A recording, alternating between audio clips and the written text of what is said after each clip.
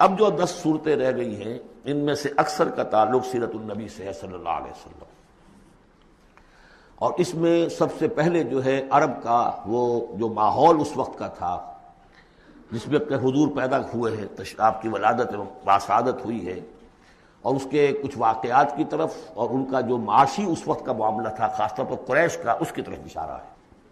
حضور کی ولادت ہوئی ہے عام الفیل میں، جس سال کہ آیا تھا ابرہہ یمن سے فوج لے کر، اور وہ بیت اللہ کو گرانا چاہتا تھا۔ اس کا ایک لمبا تاریخی پس منظر ہے، عیسائی تھا وہ، اس نے کلیسا بنایا تھا، وہ چاہتا تھا جیسے لوگ جو ہے آتے ہیں بیت اللہ میں حج کرنے کے لیے ہجوم ہوتا ہے، ایسے ہی یہاں کلیسا میں آئے، وہاں کوئی آیا نہیں، بلکہ کوئی عرب نے جا کر شرارت بھی کی، وہیں جا کر وہ رفع حاجت کرایا اندر۔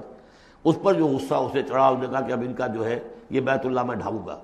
وہ فوج لے کر آیا ہے جس میں ہاتھی بھی تھے، اسی لیے وہ اصحاب الفیل کہلاتے ہیں۔ لیکن اللہ تعالیٰ نے اپنے اس گھر کی حفاظت فرمائی معجزانہ طریق پر۔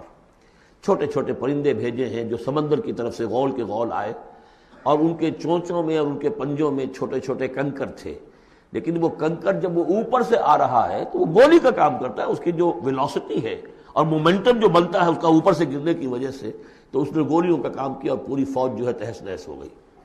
الم تر کیف فعل ربک باصحاب الفیل، کیا تم نے دیکھا نہیں کیا حشر کیا تمہارے رب نے ان ہاتھی والوں کا؟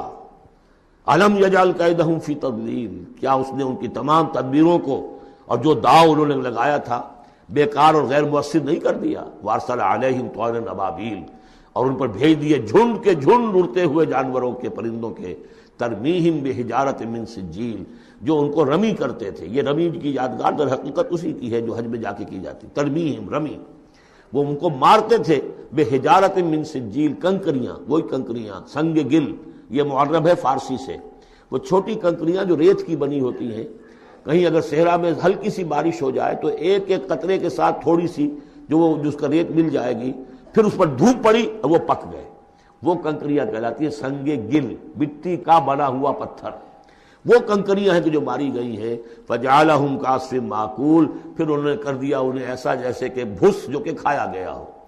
جانوروں کے آگے آپ نے چارہ ڈالا، وہ کھا لیا، پھر کو جو کچھ پڑا رہ جاتا ہے ادھر ادھر، اس طرح کا کر دیا، ان کا نام و نشان مٹا دیا۔